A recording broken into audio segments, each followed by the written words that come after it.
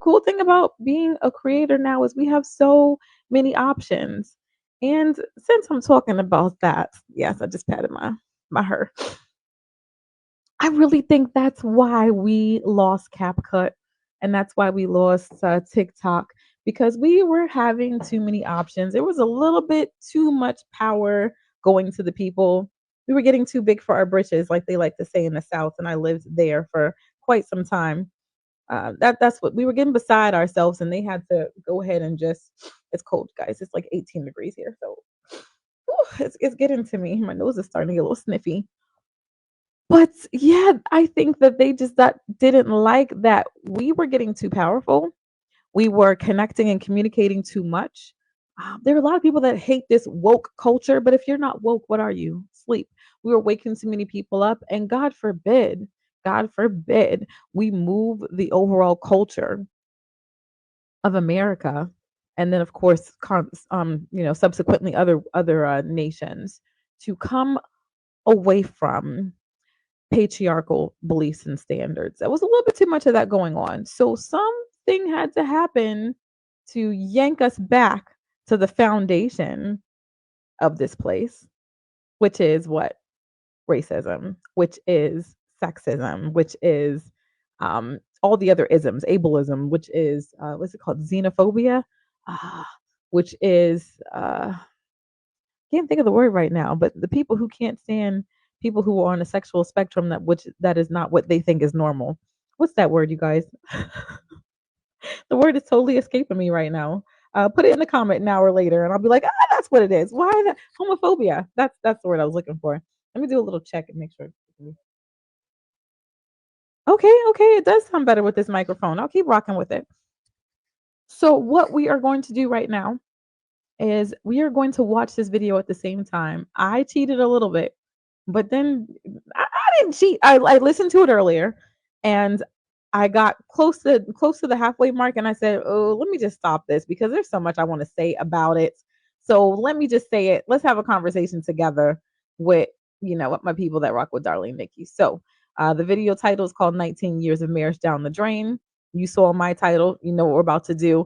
I think this is actually my first time doing a live reaction video, so I'm excited. I'm so excited about this.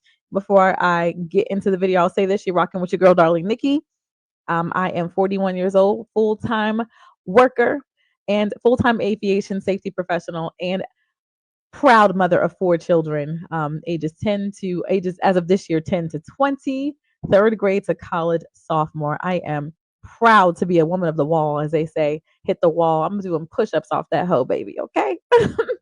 um, Twice divorced, survived many forms of abuse. The childhood abuse to domestic violence pipeline is real. I was a product of that. But baby, you do not have to make your bed in light in it. Okay. You do not.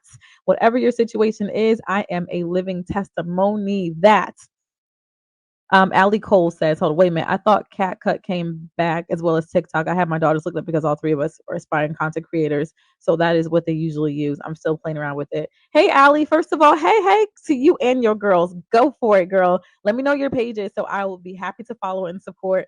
My kids are also aspiring content creators. I would go as far as to say is this, they are content creators. That word aspiring is cute, but if you're doing it, you're doing it. No matter what level you're doing it at. So if you're creating content, you are a content creator. Thank you for being here. So I just checked again, and my heart is broken about CapCut the most. I just got monetized on TikTok. I feel for the ones who had a substantial income on there. I did not have a substantial income, so it didn't hurt me as much, but that does not mean that it did not still hurt, and it hurt more people a lot more. This is some games. You guys, please do not fall for the okie doke. Do not let this narcissist, felon number 47, slap his name and have everybody kiss his ring and slap his name all over everything, and then you're bowing down and worshiping and saying thank you for bringing TikTok back. No, and don't trust these platforms now that they are about to be controlled by American companies as well. This is a hijack. And that is what they do best. They have to colonize and control everything. They cannot peacefully coexist. That is literally what this country was founded on, again, as I said before. But back to you, Allie. Thank you for being here. Thanks for the comment. And no, as of this morning when I checked, I could not get back into CapCut either. And ooh, that is hurting me because now I'm going to have to go back to iMovie. And you know what? iMovie, you got me through. But it just takes so much longer to make videos on there. And CapCut was just boom, boom, boom. We're going to go into this conversation because it needs another perspective. My initial reaction was literally, I'm sick to my stomach. You disgust me. And we're going to talk about why. So here we go. Good evening, YouTube family. Today is Tell me if you guys can hear this. Tuesday, January 7th, 2025. It's your man, Big D, and I'm back with another one. I would like to thank all of you good people that continue to show support and rock out with my son. We greatly appreciate it. Thank you. Family, you know, it seems that every day that I approach life, I am always looking to find something to give me hope in the human species. And it seems that the more things change, the more they stay the same. Good luck with that, brethren. And although when I approach life with a positive outlook and hopes that I could find something to give me the belief that as human beings, we can be saved and we can be salvaged. But it seems that no matter how far I look, no matter how far I go, I can never find someone that can say, hey, listen, life is working out for me. Okay, so I want to say a couple things from the gate. Number one, you look like you're older and you take really good care of yourself. Bravo. Bravo for that. Got to give you your props. Also, I think it's kind of weird that you're saying you look high and low. Searched all over. Couldn't find nobody. It's funny that you say you looked all around and you can't find not one. You need to broaden your horizons, because as cynical as I can be, and I have every right to be about the male species, there are still a few that I know, and then a few that I come across that present themselves to be, and a few of them that I've vetted that I know or I believe are actually good quality human beings. Do I believe that most of them are? Absolutely not. I think most men are trash. I think that, however, I'm not going to just say that I just can't find anybody to prove me wrong. So I'm not feeling that. However, let's keep going. Let's keep going into the story. I want to get into the thick of it. Let me tell you what I mean by that. So today I had to run some errands, and I had to take my computer to a local computer shop to do some upgrades on it. And I've been knowing the owner of the shop for a number of years. Real cool dude, nice guy. And I hadn't seen him in a while. So naturally, the customary thing to do is, hey, man, how you been? How the family been? This man told me, man, everything's going great, D. Other than my wife wanting to get a divorce. And I was like, what? Said, man, you've been married for like a number of years, 19 years to be exact. And don't y'all got like 3 kids? And with all of that, she still want to get a divorce. Why do people think that just because you've been married for a number of years and you have children, that it's not possible for someone to be unhappy and want to get a divorce? I think that this is typically a male perspective, and I think it sucks. But let's continue. So, you know, me understanding. Wait. One more thing. I got one more thing to say about that.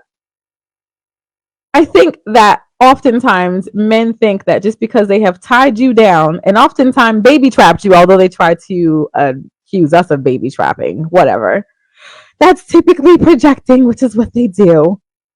That it's like the more kids you have with them, the more that I really think that they believe they got you. Oh, I got you now. It doesn't matter what. Like you're not going to want to leave, or it's going to be too hard to leave. Okay, let's continue. There are three sides to a story. There's his side, there's her side, and somewhere in the middle lies the truth. I'm so sick of us repeating things because we've heard it for so many years. Just because it's repeated multiple times and it's regurgitated across so many different generations, that doesn't make it more true. I cannot stand. Maybe it's the neurodivergent part of me, but I cannot stand a lot of these over repeated thoughtless phrases. There's three sides to the story. Now, growing up as a church girl, I would hear there's your side, there's his side, and there's God's side. And he says, or the typical layman's version is there's your side, and then there's a truth in the middle. Is it always a truth in the middle? Because sometimes there's a liar side and there's a truth teller side. Sometimes there's one person's side and another person's side. And the truth typically the truth is not 100% in the middle. So can we just please stop that? A lot of times there is a good guy and a bad guy to a story. A lot of times it really is. And then sometimes it could just be that, you've grown apart and there's some truth on both sides mixed in, or there's his truth and there's her truth, and there's two perspectives that could be both true, and it's just not compatible. But it's a pet peeve of mine. I really hate a lot of these standard cliche things that are just repeated over and over without even thinking about it. Another one, benefit of the doubt. I'm going to try not to go on a tangent because we need to get back into the video, but benefit of a doubt. Did you like when you say that, say it out loud and listen to yourself again? Why would you give a doubt any benefit? Or devil's advocate? Oh, devil's advocate? So you're friends with the devil now? Why do you want to play advocate for the devil? Okay, anyway, let's get back into the video. So I sat back and I listened because it was clear that this man wanted to vent a little bit, because oftentimes, you see, men don't have support groups. We don't have girlfriends, guy friends that we can talk to. Men oftentimes struggle in silence. And we understand. Okay. Why do men struggle in silence? Sorry, guys. I thought I had my phone on Do Not Disturb, and a phone call just came through, and I have to text her and tell her I'm going live. I'm still in a live. I'll call you back because this is actually important. But this is something else I heard a lot growing up, and I still see it to this day. I am happy to say that I don't see it as much. There is an evolution as it pertains to humanity, and that's probably why this huge gender war seems to be so prevalent, because there is progress. There really is. It's neat to see now at 41 a little bit more men that are capable of being friends, albeit in my experience, for what I've seen, most of them are the gay guys, the gay queens that are typically better friends. However, and then even in our sons that we're raising, it's a beautiful thing to be able to raise sons who will be better than a lot of this, some of this. Not saying that this guy's the bad man, but there's a lot of toxic stuff in here that he probably doesn't even believe and never will, because I'm not trying to convince him or convince anybody. But there's some stuff in here that's toxic between his friend, his conversation with him and his guy acquaintance, that they don't even believe, and there's probably no hope for that ever getting better. But there is an evolution. So back to the thing. He said that many guys suffer in silence. You know why a lot of guys suffer in silence? Because they do that to themselves. He's talking about how they don't have anyone to talk to. Well, that is you reaping what you sown. That is them teaching their grandfathers, their uncles, a lot of preachers, not all of them. Shout out to Pastor Charles Boyer, because he is dope. I love singing at that place. That's another conversation. But there are some that are healed and healthy. But even that one stood in the pulpit and talked about how he grappled with certain things and had to really humble himself and evolve. And it was beautiful, beautiful. Anyway, but men will teach other men, and it's been happening. Like I said, I'm 41, not old, but old enough to say that I've seen things across a couple generations, and it was a consistent theme, not only with my fathers and uncles and grandparents and stuff like that, but also with my friends of other cultures, and then going to work and seeing it in the workplace as well, that they don't communicate. And oftentimes, as I was growing up, they took pride in that. Suffer, be strong and silent. We just, like, not just almost like a freaking caveman. So this is what you guys did to yourself. We didn't tell you that you can't communicate, you can't talk, you can't emote, you can't cry. You guys just like, it's like this is what she wanted. You guys talk about how this is manhood. They say that this is manhood, but then you also reap the benefits of it, but don't feel good, and then you complain about it. Well, you got what you wanted. Manhood is not really having real friendships, going and playing basketball, 2 3 times a month, but not even knowing each other's middle names, knowing nothing about each other's children, you know um not ever holding your friend accountable and being like, yo, did I just see you with Alicia around the corner, but that's not your wife. Oh, not my business. This is the toxic environment of not being a real friend, not having a real friends. So let's go back to the video. Oh, here's another comment. That's because men don't want to create any kind of support groups. Yeah, because they don't want to do the work. Oftentimes it's because they don't want to do the work. They don't even want to do the work in their own home. And we're going to get there in a minute, because a lot of them will complain about how their wife talks too much, which basically means you're not even her friend. You don't even want to be, which is why they're having this conversation right now. Let's go back and listen to some more of it. That for us to go file for a divorce, when a man files for a divorce, that means that life with his wife is so terrible that it's unbearable. Bullshit. When a man files for divorce, it's because he has used you up and there's nothing left. So now he's found another host. Or it's because he's done so much damn damage and he knows he can't come back from it and he can't keep fucking you over. So now it's time to leave. Sometimes when he files for a divorce or leaves you, it's because he wants to try to humble you and break you down. And he's hoping that when he comes back around, you would have learned your lesson now. So now when he comes back, you're going to be so grateful he's there. Let's continue. The Bible says it's better to sleep on the roof than to be in the house with an unruly woman. So we often find that men have no one to talk to. So I wanted to be this man's ear. I wanted to lend him an ear to let him vent. And in listening to this good dude, he's assumed to be a good dude because he has a bat and balls just like you, because he probably has the same social status just like you, and because he has a wife and children that he appears to be taking care of. All right, let's keep going. How's the mic sound? Does my mic sound nice? This is a new mic, so drop some comments about that. I may turn the mic off in a minute so that we can see how it sounds with and without the mic. Let me know. He says that, I asked myself, well, what is it what's the reason that she giving? Well, one was, oh, well, you don't make me feel pretty. Another was, well, you don't really help around the house. Another was, we don't go on vacation. So, but here's the thing though. This man has built a successful business in a part of my town that is very affluent. And he's not just built the business.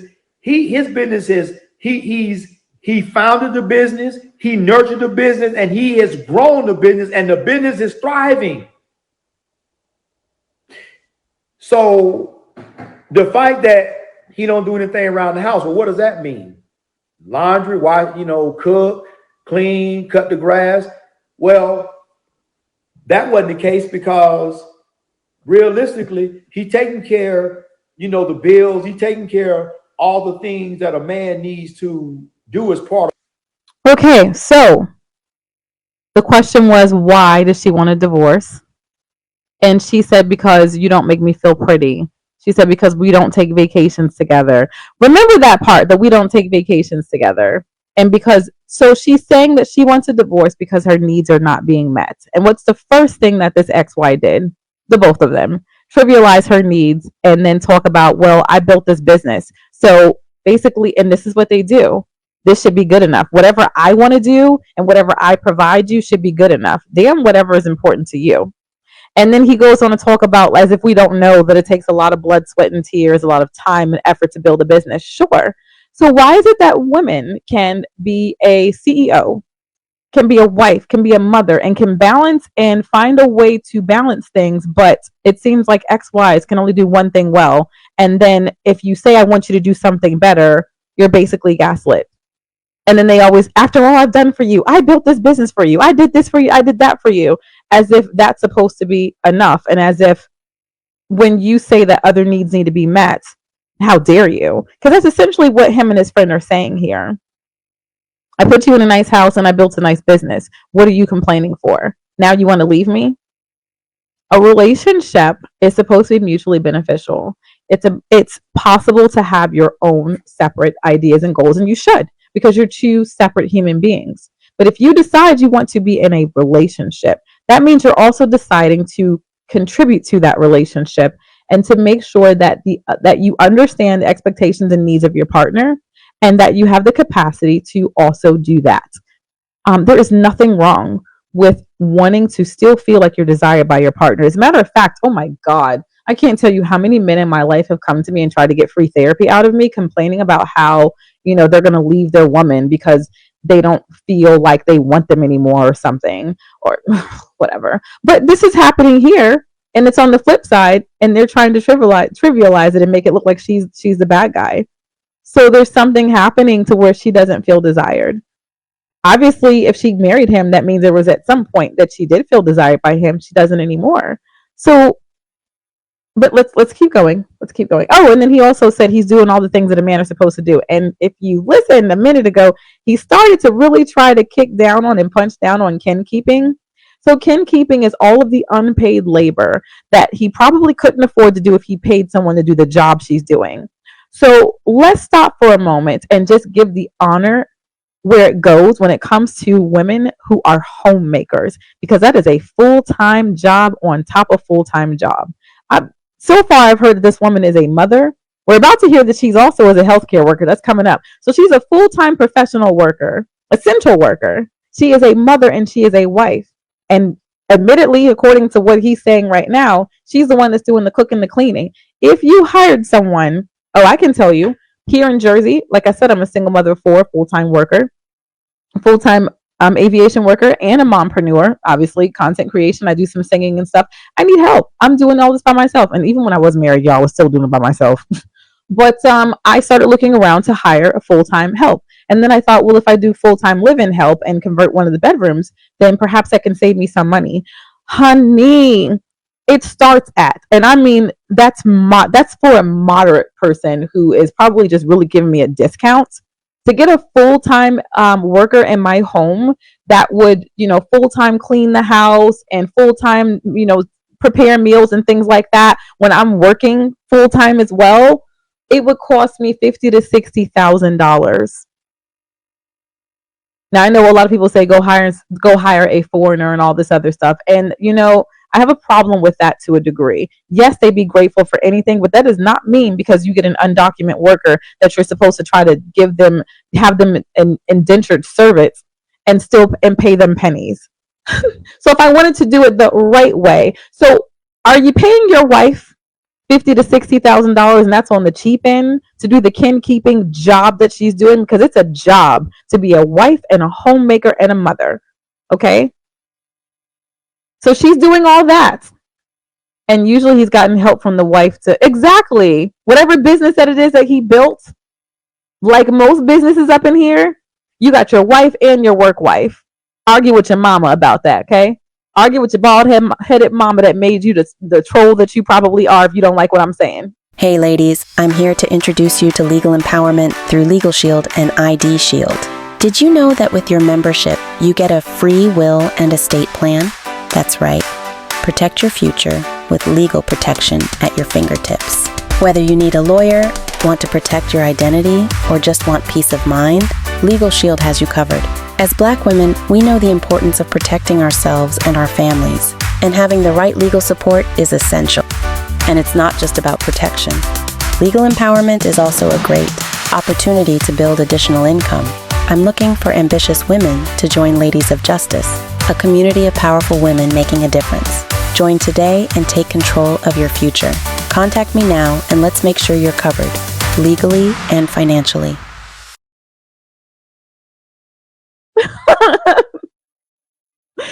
Abdurrahman. I don't know if I said that correctly, but yeah.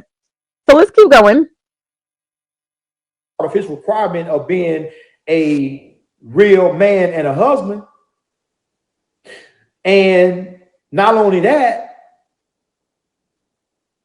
he still has to make sure that his business is running. Because you got to understand, when you have a business, if your business is not doing well.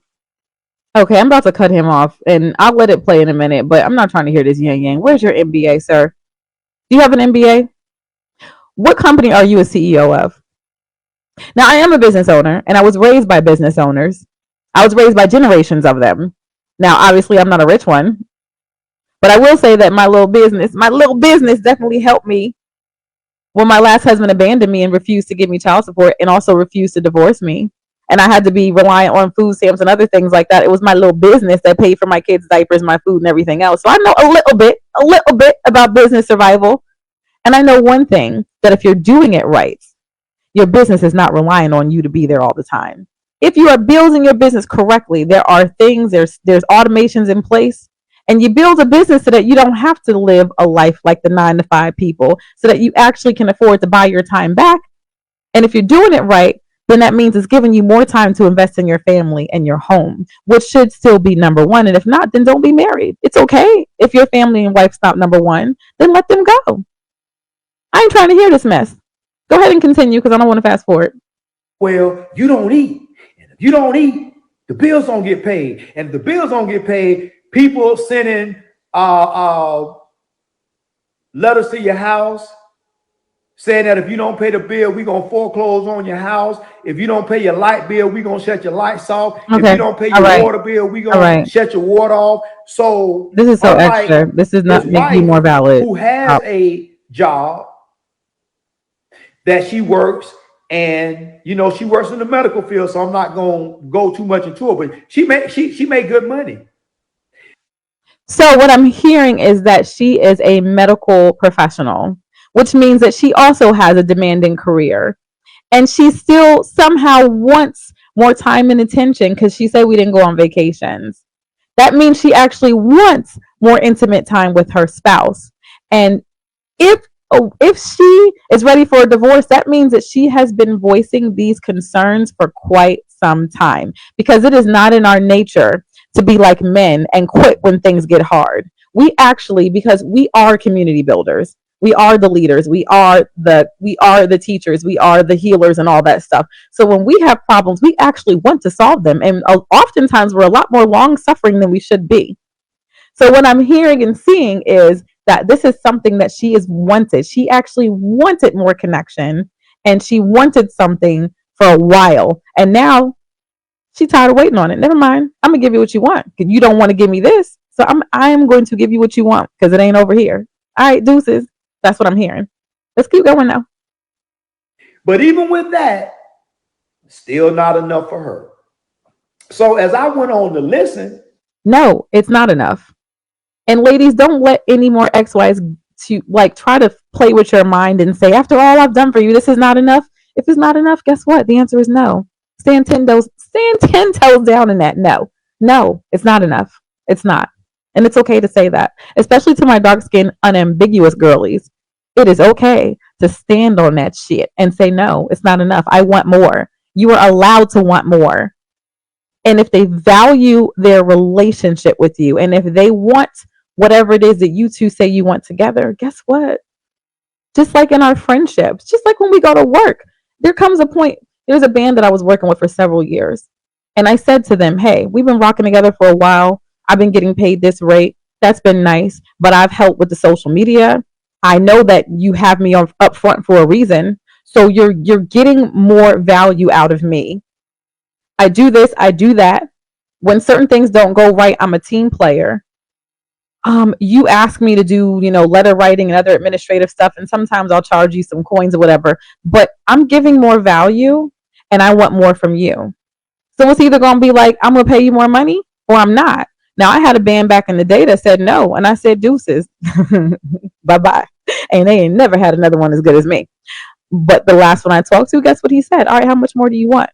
It's real simple. You would think that it would be the best in your relationship at home because you can go to work and do it. You can do it with your business partners. Hey, with our girlfriend, in our girlfriend relationships with our girls, we have these conversations a lot sometimes. Hey, what's been going on? I feel like you slipping on this and that. So you should think that in your romantic relationship that that's the best place that can happen. That's supposed to be your number one relationship, right? It's okay to say no. It's not good enough. Maybe it was back then, 10, 20 years ago, when I was a little girl and just happy to get some dick and bubble gum. Perhaps.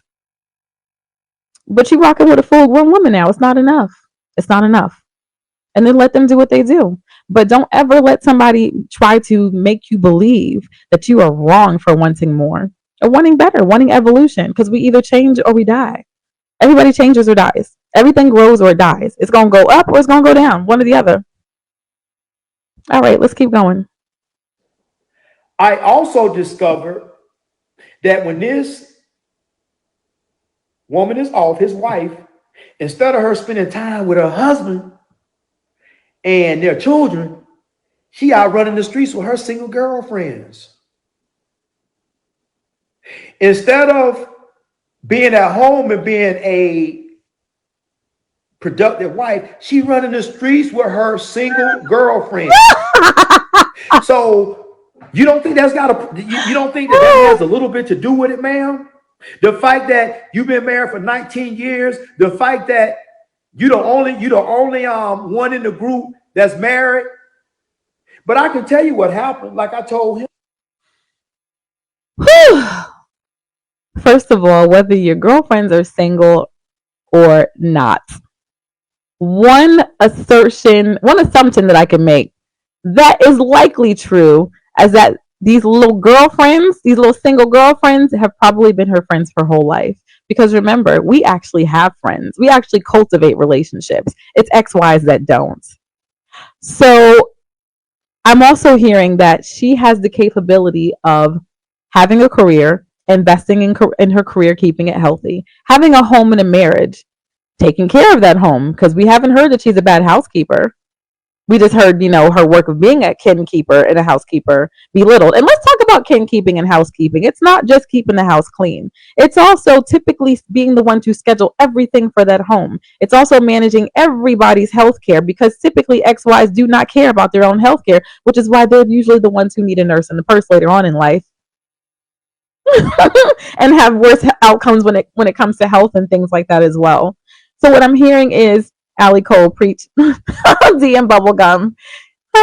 She said, preach, Nikki. Yes, drop that offering. Okay, I got 4 children. Okay, 3rd grade to college sophomore, and that college sophomore bill is hitting. So yes, if I'm preaching past the offering plate, y'all hit up that Venmo. Thank you. So, but I'm hearing that she has the capability, or that she has a desire, because maybe she wasn't capable, but she did the work to learn. Who knows? But she has a desire, and she's putting in the work to cultivate all of that and friendships, and to keep her friendships. If she's running around with her little single friends, which is healthy, you should have friends, and you should definitely, cultivate that. And she also wants the same in her marriage, but she's not getting it. That's what he's saying. Could you pick up what he's putting down? So another thing about guys who have, I'm not going to say are narcissists, because I'm not a doctor, but that may have some narcissistic traits. And by nature, a lot of them are just parasitic. They don't like it when you have your little girlfriends, especially your little single girlfriends. Here is why. When you hear them get upset about your little single friends, and who said that they're single? Are you sleeping with them? Everybody who ain't married ain't single. But they don't like it because people who are insecure of someone who could be competition or broaden your horizons, or holding a mirror to your situation, or maybe holding another person accountable, when you are up to no good, when you don't mean the other person well, then you're not going to like it when they have close people around them who love and respect them, because those people are going to notice your bullshit, and they're going to say something, as they should. A lot of these guys are predators, and predators love to isolate you. Ask me how I know. Ask me how I know. I have video series on my channel about this, and about what I went through, about what others went through, and about what I overcame. Because again, don't let nobody tell you have to make your bed and lie in it, and that you just life is over. Burn that hoe and go make another one, build another one, buy another one. That's what I did, and that's what I encourage others to do as well.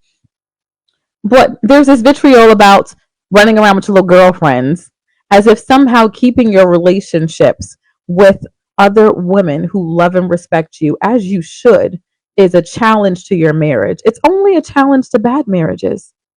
And it's also really disrespectful to the wife, because what you're saying to that woman is that she does not have the capacity to think for herself. She is so dumb that she will be easily misled by other women into just somehow leaving you. No. Her single friends I got in her ear. Girl, you can do better. You can do better. Why you putting up with that? And to add, When they say the single friends then got in her ear, it's a projection. This is what ex-wives do. Everything about them, if you really listen, they're projecting the way that they are onto everyone else. They don't want your little single friends to get in your ear, which is that's not how we deal with each other, because they always want to be in your ear. Here's the thing about a lot of them. And I wonder, now indulge me a bit or not. I don't care. It's my channel. If you don't like it, bye-bye. But I think that I wonder if this is a part of the trauma of slavery when it comes to Black men, because they were treated so inhumanely for generations. And I don't know what the experience is now, admittedly, because I'm not around a lot of them. And the ones that I do work around, I don't see them being treated inhumanely. I work with Black pilots, Black captains, other Black flight attendants and stuff. And the ones that I'm around, from mostly what I can see, they're not treated like that. But I'm not saying it doesn't still happen in other fields. But for generations, for at least 200 years, Black men were treated like the scum of the earth. It's no secret. That's how all Black people were treated. But I think that I'm not saying that Black men were treated worse than Black women, but they were treated bad in a different way.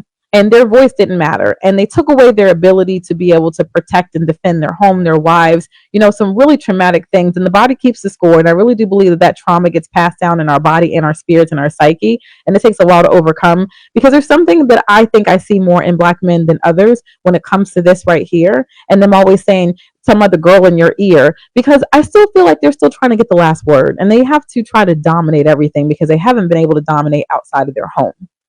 And it's sickening. And we do not have to bear the brunt of that. Although we can have compassion for that if that's what it is. That does not mean that you get to, subject me to that bullshit. Although I might understand it to a degree, I think. So this whole, I don't want her getting all in your ear, it's because you want to always be in my ear. Because there's still this really just weird need to dominate everything, and to be the king and the ruler and the so-called head of the household and the head of everything. What I say goes, thus saith the husband, thus saith the Lord. Okay, why the hell does he think that every woman that divorces has the Tia Mowry syndrome? Even Tia wasn't happy with Corey, and so that's why she left. But of course, men thought that she left just for, I know, right? People really thought that she was for the streets because she left her man. Now, I've had several non-Black women friends who their relationships completed or ended or whatever they want to call it. And I didn't see them get the same vitriol that I see Black women get when they decide, I want better. I've accepted the fact that I can't get it here and I'm done. Let's keep going, shall we? add insult to injury, his wife had the audacity to say that, well, I feel like I never had an opportunity to experience life. I got married and had kids. Well, ma'am, that was a choice. Nobody held a gun to your head. Nobody twisted your arm behind your back and said, you got to do this. You chose to do this. So now that you done been Oh, okay. I'm going to let him finish his with this thought. man all these many years, y'all got 3 kids. The kids almost grown out the house. Now you choose that now you want to live a hot girl life. Now you want to be single. This is so obtuse. It's so provincial. It's like, you guys, my son is 9 years old. And if I said two of these sentences to my son, he would not automatically think that if a woman says that, that means she wants to be for the streets and she wants to be out there. Is it the new word for, is it like bop now? A bopper, a bop? That's, I think, what Gen Alpha calls it. And even at that age, they understand the whole streets culture because it just is what it is. There's school, there's bigger siblings, there's social media. My mind is blown about what these elementary students. I've talked about it with school teachers and everything. What they know, these kids are wise. Okay, they're wise. Even my 9-year-old, and I don't say it in a condescending way, I'm just saying because he's 9. My 9-year-old son would come to a better conclusion than this grown man. There's another video on my channel saying, at your big old age, should you know better? And go check that out. Let's continue the conversation about that there. So I'm trying to stick with the video a little bit more. So, it's possible to come to a point in life as a man and as a woman. Hell, I mean, as a woman and as a man, men do this all the time. But here again, we're projecting. XYs project because it's in their XY nature that when they get to a point in their life and they have their little midlife existential crisis and feel like, I didn't really live the way I wanted to, I feel like I missed out on something. What do? It's because they typically will go and screw the secretary. And one of my grands, he decided to cheat on my grandmother with the church pianist and to marry her for a little while, got miserable, went back to my grandmother. They do all that mess. So because they are prone to making unwise, childish decisions just because they feel like they've missed out on something in life, they're projecting that onto women. So his first conclusion was, because she said that she feels like she didn't get to live life, that she just wants to be for the streets. No, sir. Let me tell you something. My first marriage, I was 19 years old. And oh my gosh, at that time, he was the love of my life. And no bad feelings. Our marriage completed. We went 2 different ways in life. It was not sustainable. He's not a monster. The second husband was a monster. I'll say that. But I felt, I want to say when I got to my mid to late 20s, I felt so hard that I missed out on some things in life. And then I felt it again close to 40. So the things that I felt like I missed out on, and a lot of us as women will do this. We talk about it in therapy. We kind of make a list. I always had my plan of life, and I noticed, okay, this is what I think I missed out on. I thought that I'd be on TV by now. I thought I'd be doing this by now. I thought I'd have a certain level of freedom. You don't have to get divorced. And that's not why I got divorced either. You don't have to get divorced and be for the streets just because someone thinks that they missed out on something in life. Because y'all think about sex all the time. We're not the same. They not like us. They not like us. Hey, they really aren't. They aren't. Just because we think we missed out on something, you guys think that your peen is just the answer to every problem, when really it just brings a bunch of problems that need more answers to. Missing out on life does not mean that we want another flavor, color, style of peen that at this point in life can't even stay up properly. Okay, I gotta. Historically, it's been the machines that actually provided the sexual healing. Like literally, that's a historical fact. It was it like the 30s or something, where women were considered to have hysteria and had to go to a doctor for a machine to do what her husband couldn't do. Oh, we don't leave that right there. No, when we think that we're missing out on life, guess what we do? That's another reason why we have friends. We talk to our friends. We actually do the self work. We do the shadow work. We do therapy. We write. We think. We grow, and we decide, how do we need to evolve? For me, it was, I need to focus more on my ambitions as it pertains to music, as it pertains to film and TV. And I did that. And guess what? You don't have to leave your marriage for it. And if you're in a good marriage and you say, I feel like I really haven't lived yet, and there are some good marriages, sure, and there are some good partners, sure, then when you go to your spouse and say that, in a healthy relationship, that partner is going to look at you and go, all right, let's talk about this. Let's see. What is it that, I want to support you because I want to support you having and living your best life, and vice versa. It's the caveman. It's the controller. It's the dominator. It's the man who knows that eventually he's just going to need a nurse and a purse because he don't take good damn care of himself. He don't wipe his ass correctly. He don't go to the dentist. He ain't doing nothing with his life. So he knows he's going to be atrophying soon, and that he's not going to be able to run around on you like he's probably doing. So he wants to make sure that you're still going to be in this broken place and be willing to be that nurse in a purse or whatever else. Oh, God. Like I said, The first couple of minutes of this video, I was so disgusted. Let's keep going because I want to react to more. But as I told this good gentleman, I said, I have a message for your wife. And the message is this: the dating market is cruel nowadays. Yeah. I say, man, I don't know what your wife look like, but if she can stand to lose some weight and she barely a 5 or 6, the only thing she getting is some pipe. If she get that, because you got to understand, in them clubs that her and her girlfriends going to, it's other girls going to them clubs too, but they younger. They're in their 20s and their 30s. No kids. That's your competition. This is how they think. Oh my God. Stop it. Stop it, sir. Stop it, great uncle.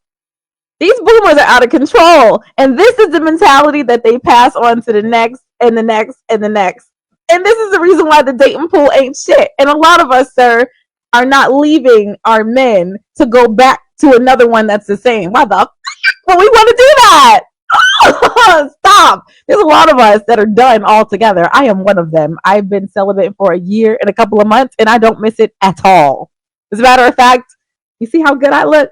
Listen, look at some of my pictures on my Facebook from a year ago. Face was puffier. Okay? I'm getting the thin back. Got my body back. My belly's gone. My health is better. My blood pressure and my cholesterol, good again. Okay? I have more energy. My spaces are cleaner. My house is cleaner. I'm enjoying life. That doesn't mean I don't still enjoy male company. Very rarely do I, because I just don't like being in their presence for the most part. But I have a couple of male friends that are like really dope people. I don't miss it. And I don't just, I was missing things when I was with them. Now, this is not everyone's story, but it's mine. But the point is, every wife is not leaving you to go back to the streets. Like, they are so egotistical.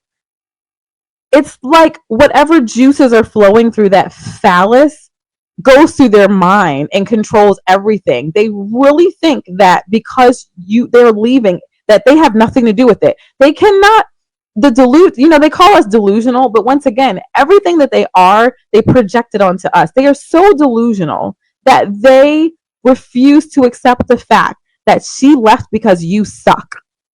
Yes, you built a business. Yes, you may have had some amazing sex at some time. Maybe you still do. But she checked out because you suck.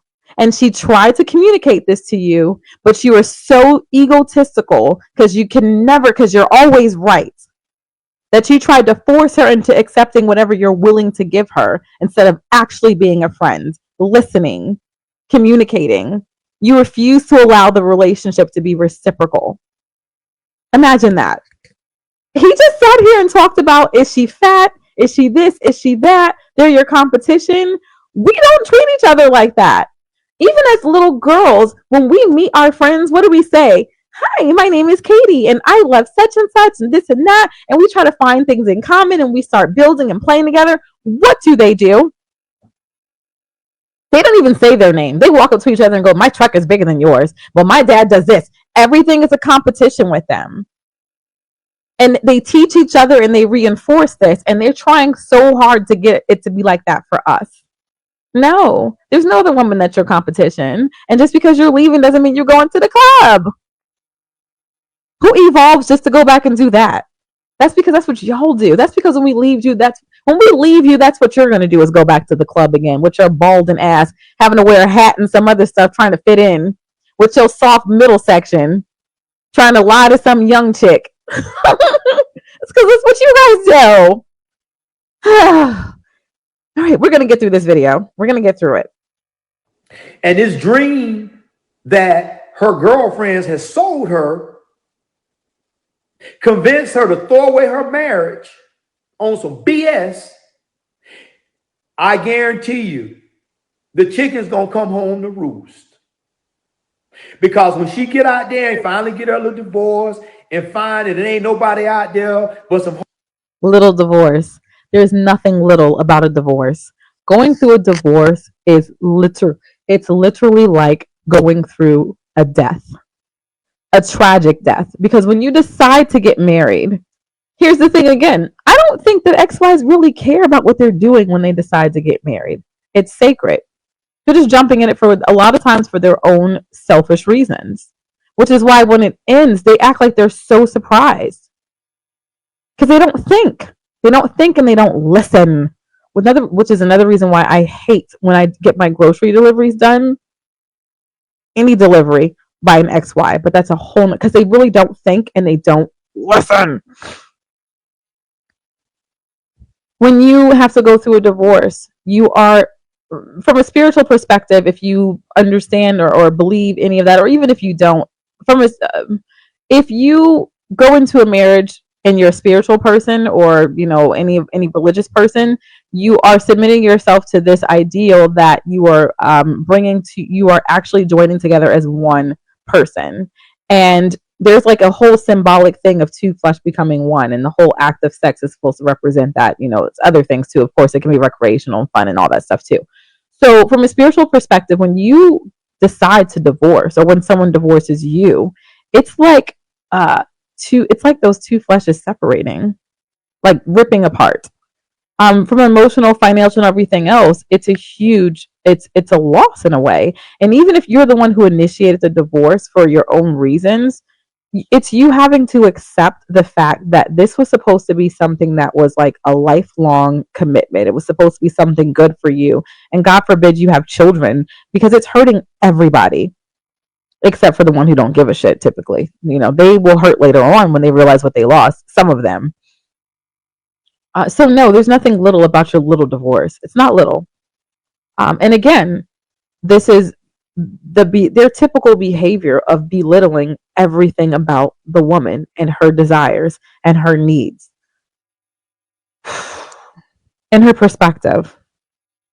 Hard pipe and bubble gum, and unfortunately, they always seem to be out of bubble gum. I don't understand what's going on. Ain't no bubble gum to be found nowhere. But they got plenty of pipe for you. And when you discover that these men are going to cycle through you like the roller coaster at your local park, amusement park, or fairground, and everybody take a turn, but nobody want to pour into you, it is only then that reality is going to set in. Okay, great uncle. I hear what you're saying. And there's a part of it that's valid. But could it be that she's already living with a man who's cycling through her, but not pouring into her? But she's supposed to be okay with the compensation that he's got a good business and she's in a nice house, that if she is a healthcare worker, that she can probably still provide for herself. Is it supposed to be a fair trade then? That she's, rather than being on the streets with other men who will cycle through her and not pour into her, versus it sounds like she's with a husband who's cycling and siphoning off of her but not pouring into her. There are a lot of women who would rather be on the streets, which they're not. A lot of us are just in our house enjoying our rent, enjoying our mortgage, and enjoying our unbothered life, not having any men. Like, it's possible to be divorced and not have men cycling through you and not pouring into you. It's possible to like totally just have a healthy life. Here's the thing, again, they're projecting because they cannot survive without a woman. They really truly think that we cannot survive without some XY up in our space and face somehow. And here's the other part of the delusion. They don't ever imagine that you could leave them and be in a healthy, happy relationship with a man who's doing what you refuse to do, what they refuse to do. Because that's also a possibility, but there's I don't know, there's something missing in their chromosomes that just completely will not allow them to see the possibility. Like in their mind, everything about their perspective always shows them as right and on top. It is so dangerous and it is so sick. And that's why a lot of us have decided we are opting out. We're done. Shit. I felt so bad for this guy because, it's not like we buddies and we hang out. But he's a good dude. He always was kind. He's humble. He's always very polite to the customers. And although I am older than him, he's always treated me with respect, regardless of what my age. Because I've seen him be very polite and humble to customers that was well younger than he was. So that's just part of being a good business owner. But I felt bad for him in the sense that what do men do when we know that more times than not, women are the ones that file for divorce? And it's not because they've been abused. It's not because they're being mistreated. It's because they tired of getting the same pipe. They done got bored with getting the same pipe. They done got bored with just being a housewife. No, now they want to be single, sampling all these pipes. And instead of just saying that, you want to gaslight this man and tell him, oh, well, you don't make me feel pretty. Well, what does that mean, ma'am? What does that mean? Ma'am, he's not responsible for your happiness. If you look in the mirror. Okay, I don't know if you can see this screen or not that I'm bringing up, but he made some pretty wild. I'm trying to see if I can pin this on me for a minute while I type. He just made some pretty wild assertions that I just cannot let go, because I think it's important to also make sure that we bring some facts and figures into the conversation. I really didn't want to take the time to do this, but I can't let this go. He just went and just gave his opinion about why women file for divorce. This is very offensive. As a domestic violence survivor, for you to say women filed for divorce not because they're being abused, not because X and Y, because they just want some different pipe. You, sir, are sick. You, sir, are very toxic. And oh God, may all women stay free from you and men like you. Oh my God. That was so cringe. So let's look up statistics, shall we? Stats for women filing divorce. You can't see the screen. It is true that over half of divorces are initiated by women. Absolutely, but let's look at why. Let's see. According to recent studies, 69% of divorces are initiated by women. Yes. Since you want to talk about your opinions as to why, I can tell you why a lot more are not initiated by men, because they're lazy. They're so lazy. They will leave you. I have one of my brothers right now is still married. Him and his wife have been separated. They have been estranged for years. And he didn't have a couple other kids, and he's still not divorced because they're lazy. They don't handle their business, because the women are the ones doing everything, doing all the paperwork, making sure the bills are paid, opening the mail, all of that stuff. Since you want to talk about your opinion about a fact. That's, yeah. And plus, why are men going to get rid of anything that benefits them? Marriage, even if it's married to a contentious woman that you say should be on the rooftop, that's golden. First of all, you're still benefiting, which is why they're not going to cut it off. They're never going to cut off their water in any way, because now that woman is still tied to him. So whenever he feels like he can go back to her and still get something, she's still his wife. She still belongs to him. That's why, because y'all are selfish and lazy as hell. All right, so let's look at reasons why. Stats for women filing divorce, and I'm just going to type reasons why women file for, the AB word came up, but divorce.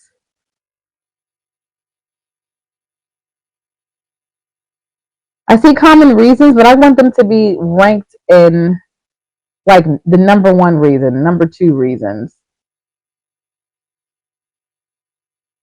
Why women initiate divorce more often than men, divorce.com. Let's see if this will actually just give me what I'm looking for without a whole bunch of paragraphs. Like, I need a list here. So takeaway, 69% of divorces in heterosexual marriages are initiated by women. Women often feel less satisfied in marriage due to unmet emotional needs, poor communication, lack of independence. Yes, because traditionally the ex-wife is a parasite. The unequal division of domestic chores and childcare responsibilities. Oh my God, literally every husband and every domestic partner I've had, they were like so decent. Two of them were just, like amazing in the beginning of the relationship. And then they got comfortable and they were all the same. The baseline was terrible. I took pictures. I don't want to share them, but I might one day, or maybe I'll drop them in like a private chat. But I took pictures of how terrible my house was when I came home from my last airline training and left my home into the care of my very last domestic partner. They're gross. And I remember him bragging about how if it weren't for women, they would all live like really filthy with no real furniture, as long as they have like pizza and soda and beer and like a TV and a game station. And he really believed that. And I actually had a couple of men say that to me, that, you know, if it weren't for us, like that's how they would live and they'd be fine and they'd be at peace. But, you know, we're the ones that force them to have to be, you know, decent, clean, you know, human beings. You shower every day, wipe your ass properly, don't leave skid marks in the toilet. So other reasons, infidelity and alcohol addiction, physical and emotional violence. Although this dude says that women don't file for divorce because they're being abused. Okay. Feeling less satisfied in marriages, oftentimes that is because of emotional abuse. Okay. Unequal division of domestic chores and childcare responsibilities. That's neglect.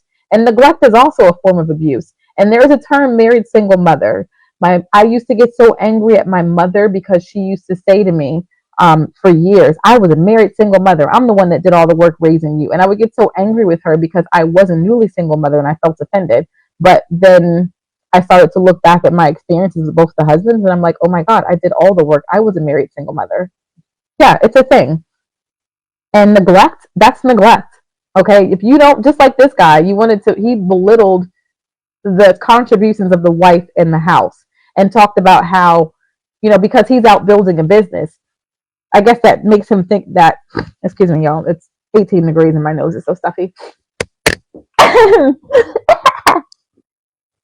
So if you have a home, guess what? You still have to participate in your home.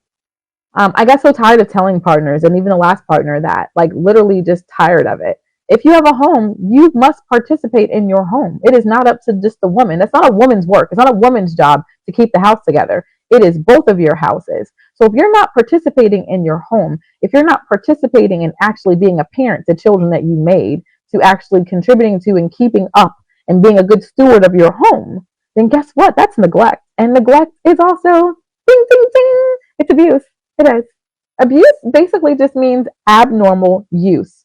Using something in a way that is not normal, that's not healthy. So using your access and your proximity to her, using your relationship for your benefit, you're taking. You're not giving. You're neglecting. You're abusing. Abuse is not just physical. But one of the other top reasons, according to divorce.com, is physical and emotional violence. And it comes in so many different ways. Despite short-term economic difficulties, women often experience long-term improvements and well-being after divorce. Let me read that again. Divorce.com is the source for this. Despite short-term economic difficulties, these are short-term, mind you. Like, for instance, with my ex, when I came home from training, I came home to a house that was wrecked. I came home to unpaid bills, and I had 2 vehicles, both paid for. I came home to no vehicles. He ruined them both. I was forced to have to get a brand new SUV, which that was awesome. But that bill has hurted. It has hurt me. Yes, short-term economic difficulties, short-term. But we get over it and we rebuild. And all the building and the stuff and the organization and stuff that we tried to do with these Ash Guardians, these raggedy dudes, once we get them out the way, we're able to successfully do it on our own. But we were trying to do it with them. Women often experience long-term improvements and well-being overall after divorce. Only a small percentage of women regret their decision to divorce compared to men. I was listening to a video, and I'm going to share it. I probably already did, but I'll share it on my YouTube because I love sharing videos that I enjoyed. So I'll share it. Somebody drop a comment later on, remind me to do that.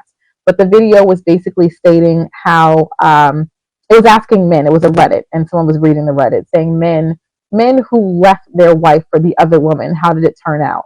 And the majority of the stories were all talking about how they did not fare well after divorcing the woman that was actually a wife to them, the woman that poured into the relationship and loved them. And it's often years later when they come to realize that.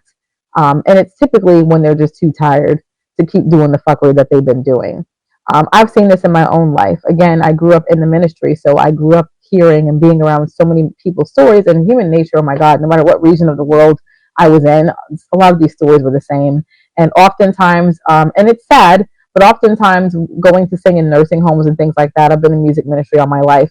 Oftentimes it was the guys that we would see in the nursing homes by themselves that didn't really have much of a community. And even then, some of them were still just really just, I don't know what the word is, like ogres. Even then, like, you're old and you're still so toxic and just, oh my god, like, oh my god, my last husband, his father, during his dying days, he still was such an ogre. I'm coming over to visit him. First of all, I hate your husband and I'm about to divorce him because he's a piece of shit. But now you're showing me how he became such a toxic, womanizing, disgusting human being. Because as soon as I walk in the house, because I don't want you to be by yourself, you're not doing good. The very first thing he would say to me when I walked in the house was, "Fix me a sandwich. You've been sitting in this house all day long, starving, waiting for a woman to come in here and tell so that you can tell." Even in their old age, a lot of them never ever learn their lesson, and they don't treat women right. I can't tell you. I used to be a patient care advocate for a while, and you can look up what that is. So I'll be in my little scrubs and stuff and going in to sit with patients for a little while, not really doing much. It's medical support work, I'll say that. And it would be the guys that typically, again, didn't have community. And you would think that you would be glad to have someone here for you, but they would often make me not ever want to come back. Now you got another person you ran off because because you're sick and you're sexually harassing me. I'll leave it there. It's the women that we always have community, and we will typically fare well because there's something that, I don't know, if it's just inherently, it's just how we are, and you guys could learn from it, but you just don't want to. All right, so only a small percentage of women regret their decision to divorce compared to men. All right, so let's get back into the video here. And you don't like what you see, and when you look in the mirror, and if you don't tell yourself that I'm beautiful, I don't feel pretty, well, guess what? That's your problem, not his. Because if he gain weight and he start falling off, and he look in the mirror and he don't like what he see, guess what? It's not her responsibility to build him up as a man. Now, what I mean by that is this. I'm not saying that husbands should not compliment their wives and not encourage their wives and always say their wives are beautiful. And I'm not going to sit up and say that women shouldn't love their husbands although they got dad bods. But let's be realistic. Every woman that look at her husband would like to see the image of an NFL football player. Everybody would love to see a Shannon Sharp. Everybody would love to see a Rock, a John Cena. A woman want to see a fit dude. Just like a woman want to see a fit man, and it arouses her. It sparks that get the juices flowing. Guess what, man needs. It's so disgusting when I hear old people talk about juices flowing. All right, let's go back. So it is true that you are responsible for your own happiness and self-worth. It is also true that when you are in a romantic relationship, you expect your partner to affirm their desire for you. Once again, he's gaslighting. So full of shit. Typical XY behavior. Typical XY talk. Here's something that these guys will do. They will tell you how beautiful you are and how amazing you are in the beginning and do all that work to get you. And once they got you and they're latched on and they're siphoning from you, it's almost like they will take it back and withhold it as a form of control. I don't believe in the American construct of beautiful and ugly. So let me put that out there first. That's my disclaimer. But according to these American beauty standards, I know I ain't ugly. I can't, even if I tried, I couldn't be. I just know I'm not. And regardless of their standard or not, I know I'm beautiful. I love the way I look. I tell myself I'm beautiful all the time. And I tell my children the same. I know I got it. So whatever. Let's just use the last relationship as an example. When he used to come and visit me and we used to go out, he would never cease from telling me, you are so beautiful. I love your shape. Your face is just so pretty. You're just so naturally, I mean, just like worshiping the ground I walked on for the first year or so. Look up 2, 3, 4 years later, we're getting ready to go. Let's say we're going to do a gig. I'm going to perform, and you know I'm putting it on. The makeup, the hair, everything, the stage, because I'm the product. And I'm getting ready. He's not even watching me anymore. He doesn't care. I'm stopping, doing my little final check before I go. The same man that would tell me how great and how fine I was. And then we go out there, people are paying to see me, and they're enjoying it. And he would literally like act like he couldn't care that I was even breathing next to him. And it's like a humiliation thing that they want to do to keep you in this place where they get to dominate you, and you're still looking for that validation, and you're still looking for that thing that you used to have before. It's sick. It's sick. And it's common with these guys. So she wants to still feel like the way it was in the beginning, and she's not getting it. And she's expressing this, and instead of her needs being hurt, and instead of this man going and talking to her about it, he goes to talk to his buddy here who's doing a video about it. And they probably have more conversation with each other about it than the husband and wife probably do. Imagine that. So he's saying that every woman wants to see a Shannon Sharpe. We are smart, sir. Okay. We are smart, great uncle. And we know that the average man is never going to look like Shannon Sharpe. And I don't think it's true that every woman wants that. A lot of women are okay with the man who has the call center body. A lot of women are okay with the man's looks that are not like the Rock, because it's not the average. But what they want is for them to have better content of their character. The same thing. So, ma'am, if you around here overweight, don't cook, don't do your part, you on your days off, you spending no time with your children, two of which are daughters, and they need their mother there to guide them in the right way, you choose to run the street. And this is just yet another cautionary tale of the things that men have to go through. I don't understand how men have to work our tails off to get to a point in life that we finally say we made it. But a woman come out her mother's womb with her value, because everybody knows that a woman, her value is in it's her beauty. Because nobody expects a woman to go be burly and strong like a man and go pouring concrete and building skyscrapers and laying pipe and all that shit. Nobody expects that of a woman. This is truly sad. This is truly sad. And I feel sad for this guy. And I feel sad for a lot of men who were taught this. He said that as females, we are born with our value. This is not our fault, and this is not our problem. This is a them problem. This is why the male loneliness is an epidemic right now. It's because they refuse to listen and learn. So we pass down to our daughters, and I passed it down to my son as well. I don't believe in teaching and training them differently. Like, I am the chain breaker. Okay. I am the chain breaker in my family. I will say that again.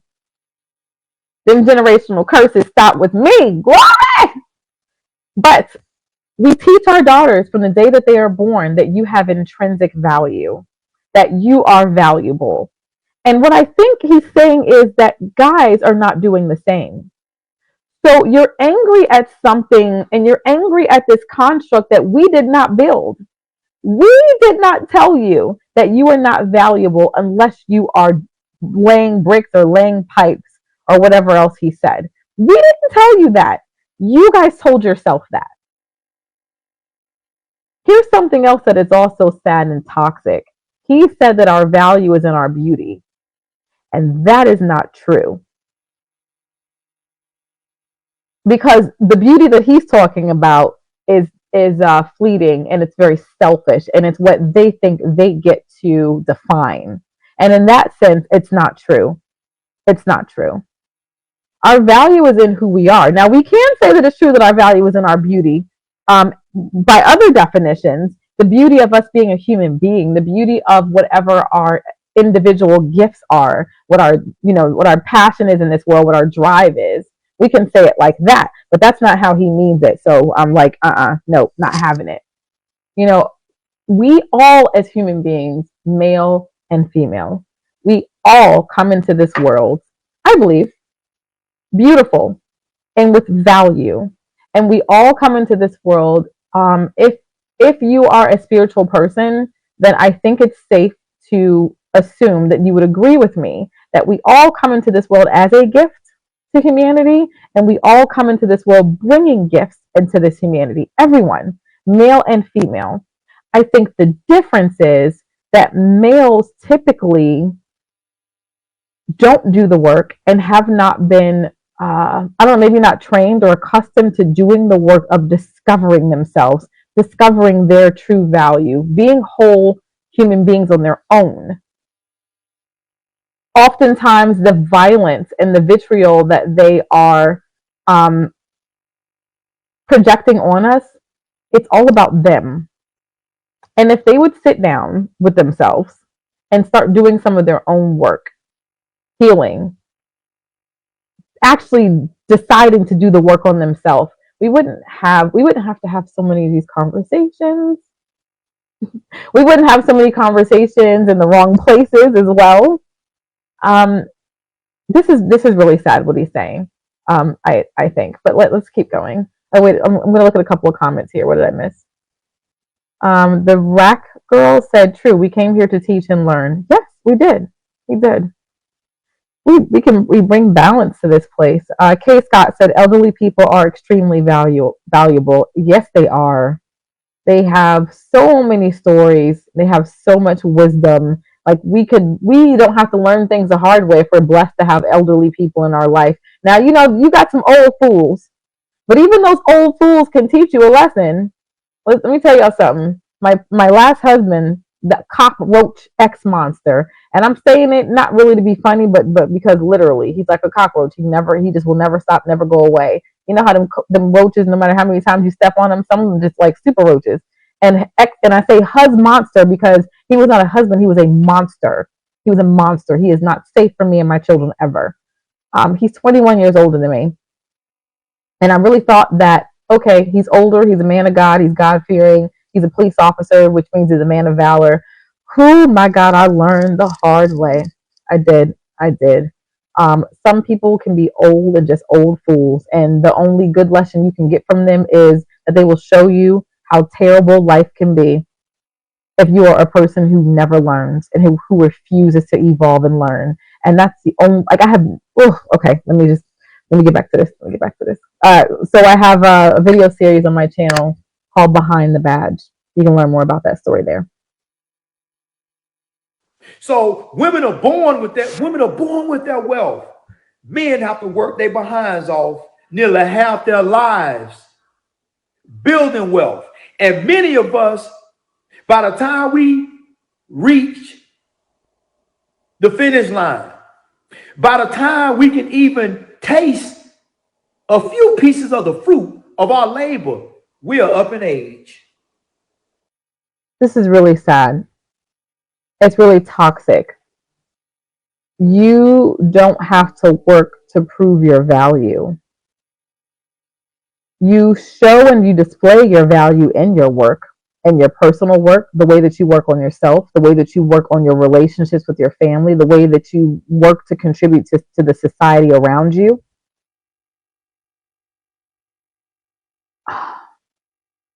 This is another reason why you see so many incels and so many men who hate women and think that our life is easy. Sure, our life may appear to be easier because we make better decisions.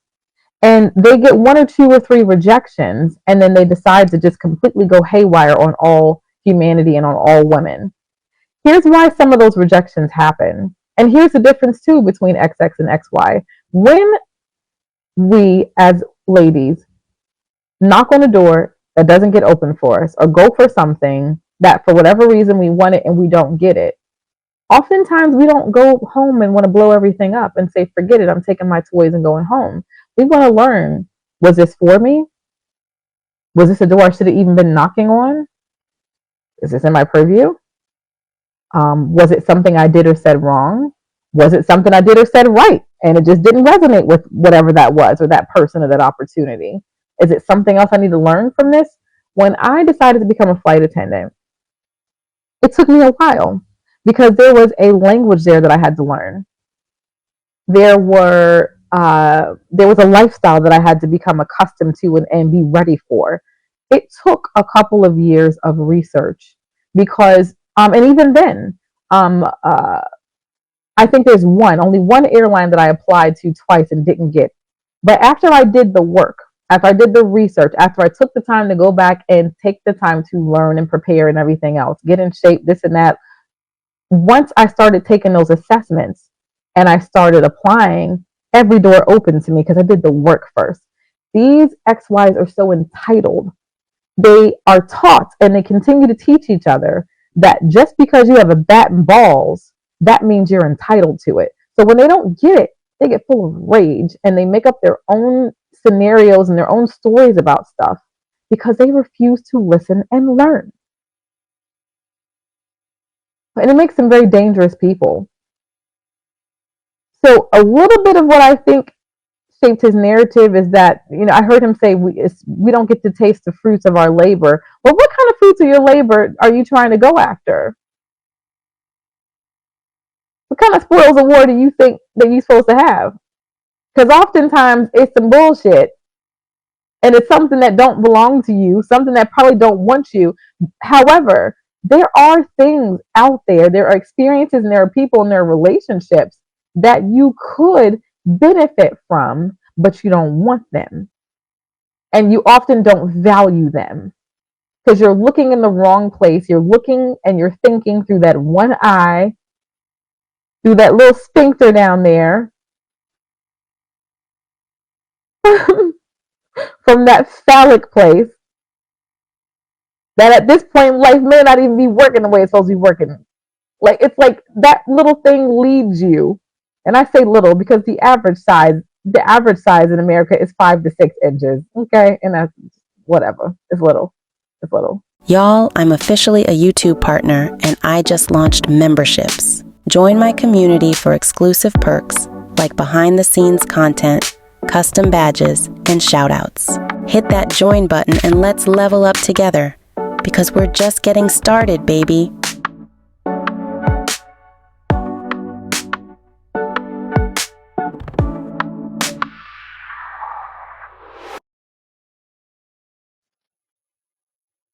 All right, let's go back to the video. I'm trying to get through it. We're almost there. And no man looks to get married to wind up getting a divorce, and particularly after. Okay, so here's something that really bothers me. He keeps saying no man, no woman, all men, all women. I hate that. Here is why. Whenever you say no man, all men, and you make those huge generalizations, you are lying. And to me, that's a red flag that you are a very egotistical person. You believe that your word is the word of God. You are one of those people that is like, I thought it, so mote it be. If I fart an idea out of my asshole, it's the absolute truth. We can get nowhere with people like that. Because I was raised by a narcissist, I still fight myself from doing and saying that sometimes when I get really emphatic about it. So I understand it, but we know it's never the truth. It's not the truth when you say no person, no woman, no woman. It's so egotistical because what you're saying is my experience in life is everybody's.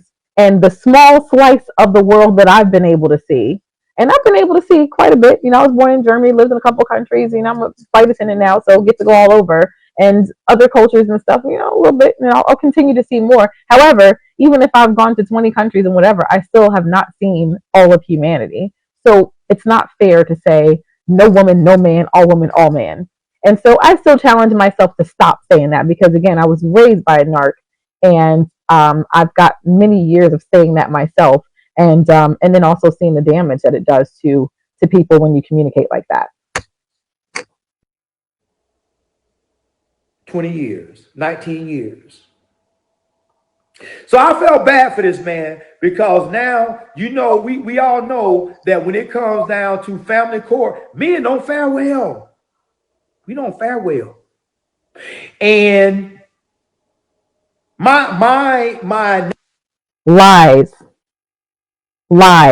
that men don't fare well in court. Men don't show up in court. That's why they don't fare well. When they don't show up. One of my brothers went to court and he was able to take his children from the mother quickly and easily and get child support. Quickly and easily. Sure, it took a little time, but not extended. It took a little money, but he had it. But did she show some things in the public that were not becoming? Sure. Did she show that she was an actual threat to her children? No. He was able to because he went to court and because he had degrees and because he had more money. And when you show up a certain way, remember, this is a very patriarchal society. Men get what they want. The courts and everything else still run by men. So stop with that bullshit about how men don't get their way. Men lose in court typically because they don't go. Google it. Google it. Let me tell you something. After being completely MIA, and I thank God every day of it, almost 10 years of no contact from my abusive ex-husband, who was not safe for me and my children. And I stand on that shit. I said what I said. Ain't never changed it. It was almost 10 years of no contact. This man got to go back to court and try to force his way back into our lives with no questions asked. They never asked him a question and no challenges either. And it took me all of my savings, all the savings that I should have been using right now to buy and build my brand new house, to be able to defend and protect me and my children. Why? Because we are in a patriarchal society that's really now with this new, president giving the handmaid's tale, giving that women are, that we're property. Oh, if they could take it back there, they would. And that's why they stay mad. And that's why this husband is mad, because she's supposed to be shackled. You don't get to divorce me. Whatever I do and whatever I say is good enough should be good enough. What's your problem? I have a business. I put you in a nice house. That's good enough.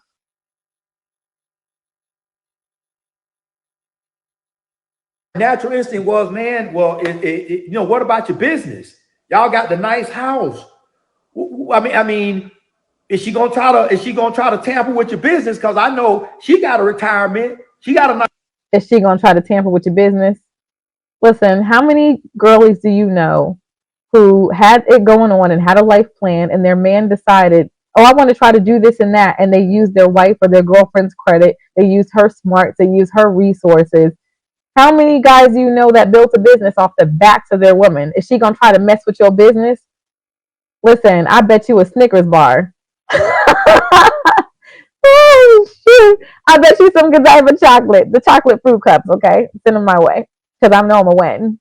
That this business that he's saying that she's going to try to tamper with, that she helped, it got built off of her, that she was the asset that built that business. Even if it was just that he was able to build it because she ran that whole house and gave him the freedom to do it. I mean, if you don't get your ass, go on now, get. Nice 401k. And just like she privileged to your business, you privileged to some of that 401k.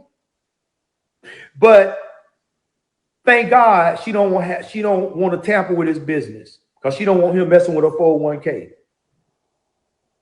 But she do want him to sell a pretty house and split it down the middle, leaving this man with having to go worry about finding another roof over his head after he done invested and poured into this piece of property, upgrades and what have you. And to add insult to injury. So would he rather she have to be homeless and she have to go find a roof over her head? Is that what he would rather it be?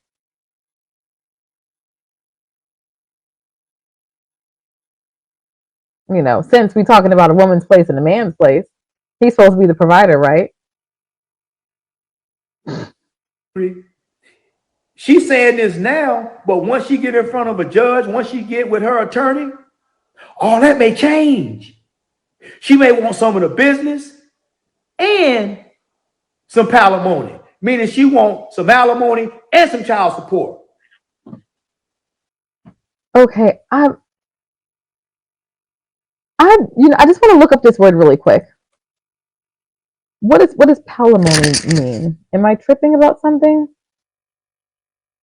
Alimony, also known as spousal support, is a legal requirement for one spouse. No, I said what is palimony, not alimony. What is palimony with a P?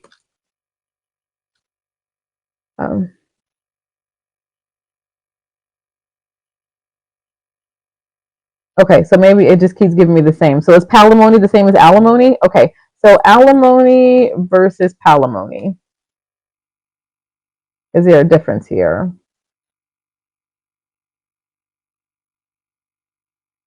Okay, either way it goes, I knew that he was not saying this word correctly. I think one of the worst things to happen in the past 10 years is for these ex-wives to have a microphone. Because again, it's like, thus saith man, thus saith the Lord. If they fart an idea out of their ass, it's the absolute truth. If they pull it out of their esophagus, we're supposed to just believe it. And they don't take the time to think. They don't take the time to listen, learn, read. Because I'm like, I don't think this word is correct. Okay, so what is palimony? Because he didn't use it correctly. Alimony is also known as spousal support. It's paid between spouses after a divorce. Palimony is paid between unmarried partners after a relationship ends. Ooh, I should have sued for that a couple of times. It's sometimes used to describe the division of assets between unmarried partners. So that's the difference. Alimony is between spouses.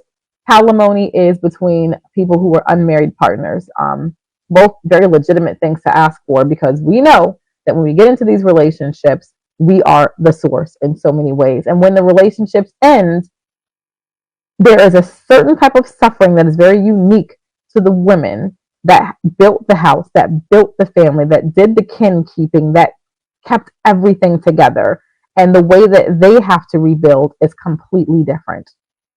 All right, so let me get up off this page and get back to this video. I couldn't, there's no way I could let that go, because I'm like, I don't think that's correct. And it wasn't. But we're the illogical, emotional beings, right? So men just don't have a lot to look forward to.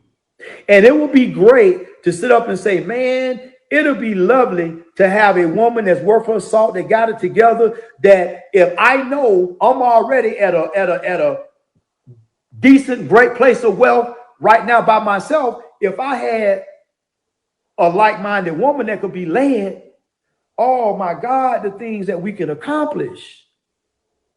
You know what's so disgusting about all of this? You're admitting that you can't accomplish jack squat without us. Because we don't think like this. We don't think, oh man, I need a man that I can use to accomplish great things.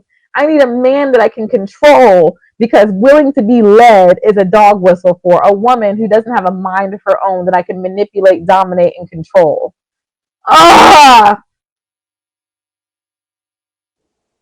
We could be role models. We could be examples for other people to say, you know what? There isn't such thing as successful relationships. But we choose not to do that. And I don't know if it's because of being selfish,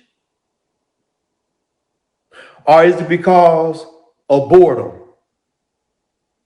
But I do know this. Men are afraid to get married nowadays. Marriage nowadays is at an all-time low, and the divorce rate is at an all-time high. And women always say they look at where if I could just find a good man. But how many times have you women have had good men in your lives? Maybe they wasn't built like the Incredible Hulk. Maybe they ain't have no 12 inches of wood. Oh my God, most don't have 12 inches of wood. That's what them girl trips to Jamaica and all them places are for, because most people don't have 12 inches of wood. I'm just joking. I went to Jamaica. I didn't go there for that. But if you do see me taking a couple of trips to some exotical places like them passport bros do, mind your business. The idea may not be off the table later on in life. I don't know. But stop it. All right. What was the question again? I want to rewind because I want to make sure I had that question correctly. Because of boredom. But I do know this.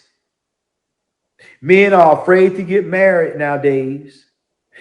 Marriage nowadays is at an all-time low, and the divorce rate is at an all-time high. And women always say they look at where if I could just find a good man. All right. So why is marriage at an all-time low? And well, first of all, is marriage at an all-time low and divorce at an all-time high? Let's see. I just want to see if there's any statistics about this. So let's see. So, decline in marriage rates and potential rise in divorce rates can be attributed to several factors, including increased women's independence, delayed marriage due to career pursuits, changing societal norms in marriage, greater financial stability for women, allowing them to leave unhappy marriages, easier access to divorce laws, and a shift in priorities toward personal fulfillment over traditional family structures, particularly in recent decades. So, this is why. I heard him say that men are afraid of marriage. Good. Good. You should be afraid. They should be afraid of marriage. They should start to have more reverence for marriage, because there's been way too long of a history in our society where men were basically issued wives. They didn't have to think about marriage. It was a right for them. They were just able to have the benefit of marriage without having any fear or reverence for it. And also knew that they didn't have to work to get it. They didn't have to work to keep it. So of course, marriage is at an all-time low and divorce is at an all-time high. It was around the time that I was born. I was born in 1983. How does that keep happening? I don't know. Like, literally, my phone is on Do Not Disturb. How are you able to call me? So there was a time close to when I was born. I was born in 1983. And somewhere around that time is when women actually started to have rights to owning their own bank accounts. We had to bear the name of the man, just like the slave having to take on the name of their master, because you were essentially owned by your husband. There was a time where it was illegal for the husband to do whatever the hell he wanted to discipline his wife. First of all, the fact that a husband was allowed to discipline his wife. Hello, it's given Handmaid's Tale that I swear this country is trying to go back to, because it's always, the student will be with us always, and dumbness is in an overabundance. Hence this video, and those type of conversations, and they're the ones that get to run the world. You've always, oh God, common sense is really like less than mediocre sense. You know that, right? So yes, it is true. You are right. Marriage is at an all-time low, divorce at an all-time high.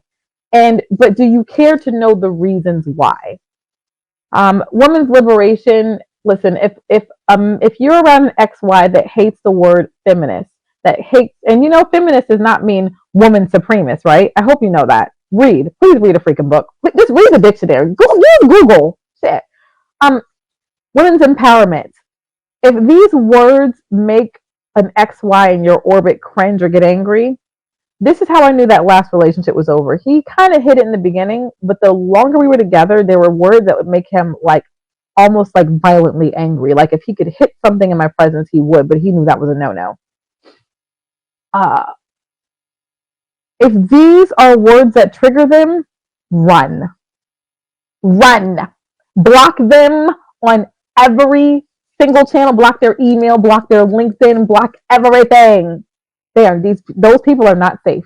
They're not safe for you. They're not safe for your kids. And God forbid they have sons and daughters. Oh my God. And a lot of them do, which is why this stuff continues to multiply. Don't die, it multiplies like baby's kids. This is why the numbers of marriage is changing. And it should, because there should be a healthy fear of marriage, because it is supposed to be a lifelong commitment and a lifelong work. And it is better not to enter it and to respect what it is than to get in it for your own selfish reasons. I am so glad. It's a very sad day, January 21st. It's a very sad day because we're going backwards.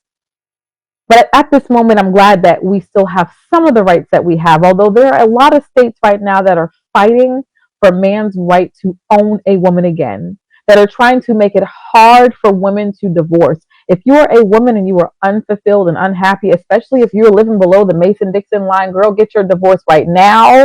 Get your divorce and your passports right now, because who knows if by the end of the year you may not be able to. I am not joking. I am serious. Get out. Get out. Liberate and free yourself, because we are in a scary day and age. We now as women can have our own bank accounts.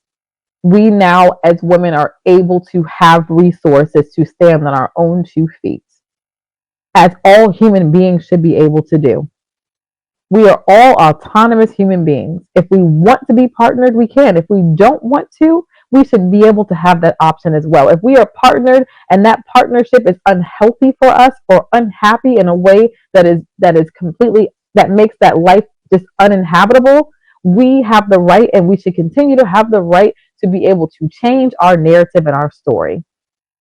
It does not help a family for a woman to be subjugated to abuse in any way. It does not help a family for it to thrive off of the back of a woman who is suffering.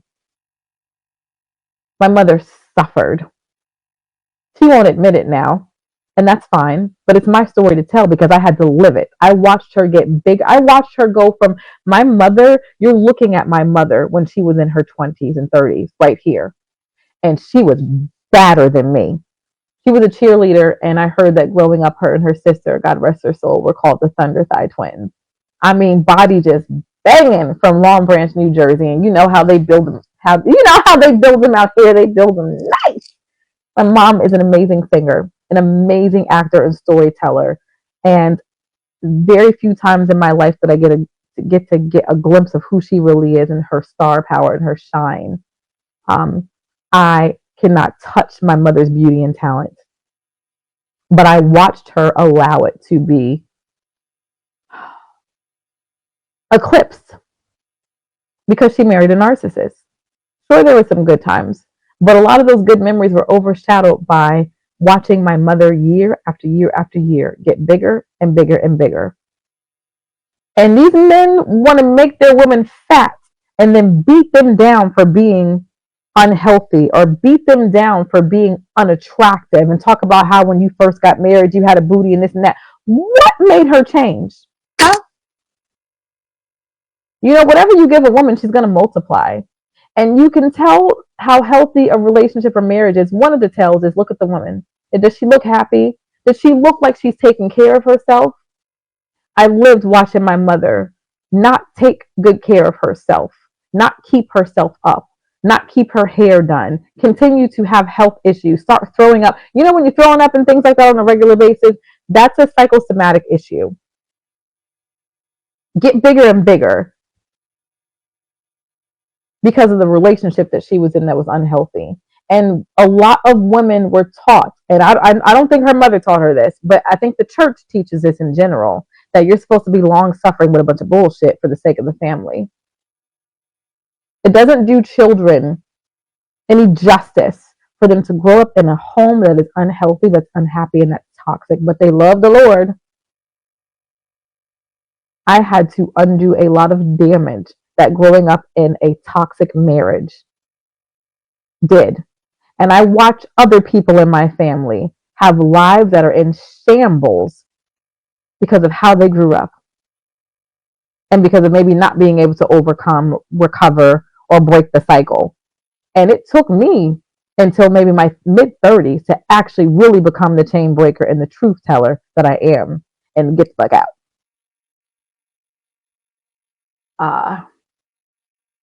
Yes, marriage is at an all-time low, as it should be. As it should be. And divorces at an all-time high, and that is great. Because one thing that so many of these ex-wives need to learn is that you are not issued us anymore. We are human beings. Remember that sign, I am a man, or something like that? I am a woman. I am a human. I am a whoa, man. The things that they think that they are entitled to, guess what? Everything has to be earned in this life. We have to be earned. Work goes into good relationships. Reciprocal work goes into good relationships and good families. And if you don't want to be healthy, then guess what? You don't need to be in one.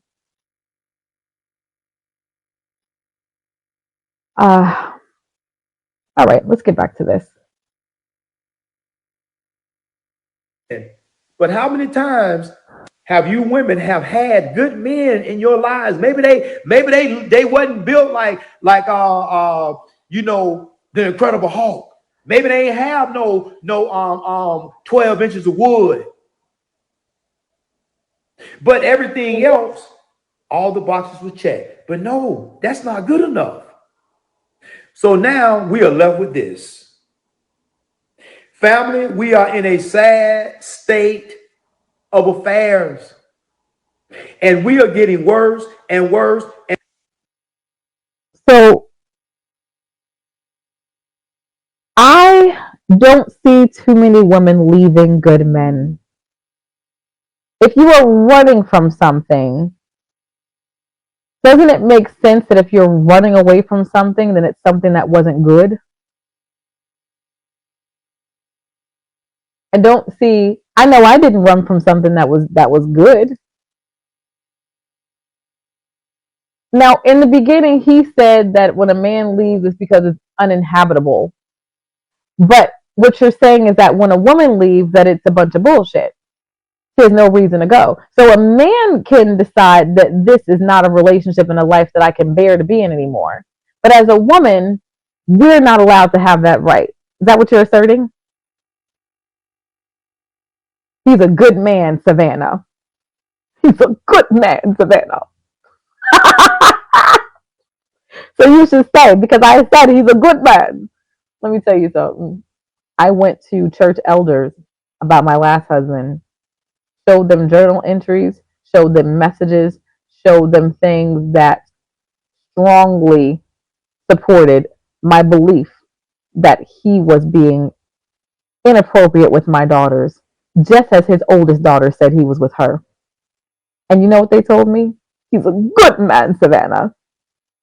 I couldn't quite put my finger on it in the very beginning of the relationship. There was just something in my spirit that just said, this ain't right. And I'm repulsed by him, but I don't know why. I'm just repulsed by him. And I decided early on to break up with him. And my father said to me, what's wrong with you? Here you are, a young woman.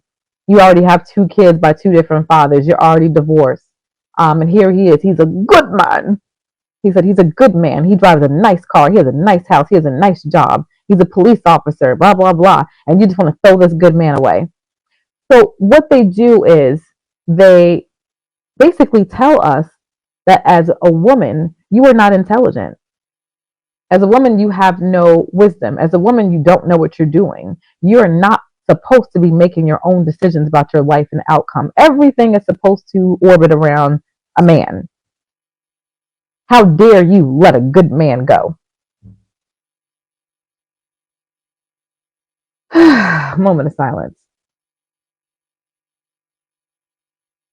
And worse, you have women coming on these social medias, basically telling me, giving young girls advice on how to trick, or if a man ain't willing to come out his pocket when he very first meet you, or that means that he don't care enough to get to know you. Okay, so I gotta come out my pocket to get to know you. If the roles were reversed, ma'am, you wouldn't do that. You would tell a man he was crazy. But when men tell y'all that, y'all say we sassy, we dusty, we stingy. Family, all. What do men do with their toys? Everything that a man loves, he invests in from the jump, from the gate. I've been with, being a singer, I've grown up around and been with, mated with, have children with musicians. And they continually invest in everything that they love. They're always buying new keyboards, new strings, new amps, their cars. The cop, he always had to have whatever the cop cars were, he always had to have that one and the newest one. Always getting another one. Could never afford it. Get them repo, but still had to get them. Whatever their hobbies are, they invest in it for themselves and for their friends. So yes, if you want to spend time with us, if you want to get to know us, yes, the expectation is that you are going to invest in it. Yes, that's the expectation. And if you are stingy and you're showing up front that you don't treat our presence like a present, then you're telling us what we can expect later on as well. So no, coffee dates ain't it. Now there's some chicks that like it, and that's fine. If you don't want to invest and you don't want to spend money, stop getting mad at the girls who don't like it. First of all, you sniffing around a place your dusty ass don't belong. Go get with the girls that are okay with the dusties, and you can probably have a good relationship with them. They're fine with wherever you at. If your income is dusty, it just is what it is. Or if you got dusty financial behaviors, then fine. Then leave us girlies who want something different, higher, and better alone. That's why you're mad, because you're not going to the right places, because you think you're so entitled to whatever you want. You think you're so entitled to be over here, but you don't want to do the work or have the behavior that's required for being over here. There's a lot of girls that are okay with coffee dates and with Netflix and chill, and with you being stingy with your finances and you not investing, or maybe you just ain't got it like that. But even the ones who don't have it like that, they will still invest. I've seen it. One of my sisters had this guy, he was, down on his finances for whatever reason for a year or two. And I watched him still shower her with these gifts and do things for her. And he was really handy. So he would make things. And, if he couldn't afford to take her to a certain dinner, he would create but he still invested. He still invested to the best of his ability, because her presence was his presence.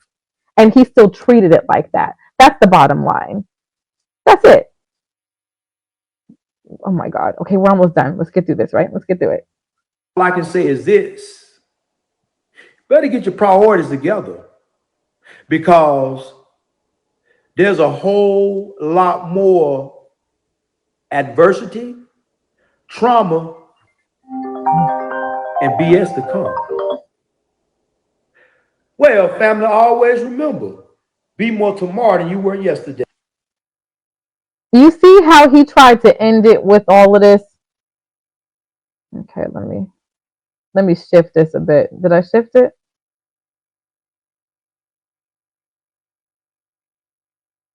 Oh, I tried to change my video. They always want everything for free and then call any woman who entertains them as a problem. Never setting foot in another church. I get it. I had years, Ruby, years of me being like, I am completely done with the church. And I don't ever try to convince anyone to go back to the church. There are some things growing up as a church kid, my dad's a bishop. Both of my grandfathers were pastors. Half of my family was Baptist. Half of my family was AME. Me personally, I always had an affinity for the AME church, because they just be about their business and about their Black people business as well. And a lot of them, including the one that I work at as a singer, they show what the church was actually supposed to be for the community. They don't just run their mouth. They about that life in every way, like everything. However, I have a lot of church hurt. I may have to do a live about that one day. And the church is full of a lot of toxic bullshit. And I don't trust most of them, and I don't trust most pastors. There are very, very few. I can only think of two, actually, maybe three. And I've met and performed in front of, and been a part of lots of churches and visited a lot. I can think of two, maybe three pastors that I trust moderately to actually, listen to, their sermons and their messages. And so I get it. I don't ever try to push anybody back to the church because I still think that the majority of the church is bullshit. However, there are some things that I learned growing up in religion that I still value aside from the people. And so there are a lot of lessons and a lot of things. Interestingly enough, I don't think a lot of them have ever read their own Bible through and through, and they actually practice it. But there are things, and this was a hard thing for me to reconcile amongst myself. And I have several friends who are agnostic, and I fully respect and support it. I don't know that I can say that I'm just like Christian anymore. Do I believe that a God exists? Do I believe in God? Absolutely. Do I consider myself still a spiritual person? Yes. Will I try to push you to be? No. Hell no. It's your decision, because at the end of the day, we don't know. We don't know what we don't know. We could leave this earth and that be it. We don't know. So your belief is your choice. That's the bottom line of that. But I had to, there were some certain things that made me want to, after I took some time away, come back and be a part of the church scene to a degree, but not allow myself to get fully immersed in it like I used to, because, the very beginning of my trauma started in church and with churchmen. That's a whole other story for another day. But you see what he was saying at the end of his video? It was so disgusting, trying to preach doom and gloom on that woman and all women, saying basically, if you leave your man, you're going to be out there in the streets with men who are just going to use you up, and everything is just going to be bad for you. When the facts are that when women leave their men, they fare well, they fare better, they become healthier, they get their glow back, their energy back, their mental health increases, their physical health increases, they get their money back, their bounce back game is strong. But again, he's projecting the XY story and their experiences onto us. Who are the ones that typically don't do so well on their own? It's them. It's not us. We are the source. We are literally and physically the source in every way. I'm going to leave you with that, my ladies, because I'm talking to my black girlies, and more specifically to my unambiguous brown and dark skinned black girlies, because if we don't lift ourselves up, who else will? That's enough. I was supposed to take a short little break from cleaning house. Got really into this video. Glad I got to connect. This is my very first time doing one of these videos. So please show me some love if you're watching this on YouTube, Facebook, whatever. If you are here, then make sure that you let it be known you were here by liking, commenting, sharing. My YouTube channel is newly monetized. Memberships have just opened, so you can get a membership to support my channel that way. The link to my Venmo is there. The new website is live as well. What else do I want to say? There'll be no lurker, okay? The ones, I still see some of you, and I've actually blocked a lot of you, and I'm going to keep doing that. If I see you lurking and you always in my likes, you always in my stories, you always watching stuff, you always in my lives, you always in my stories, but you're never in my likes, go to hell, okay? I was going to say kiss my, but no, you don't get the privilege of doing that either. Seriously, though. So when I say thank you, I'm only saying thank you to those who really, truly support me. The ones who are here, stay, join the conversation, like, comment, and share. Thank you to you. All right, y'all. Bye-bye.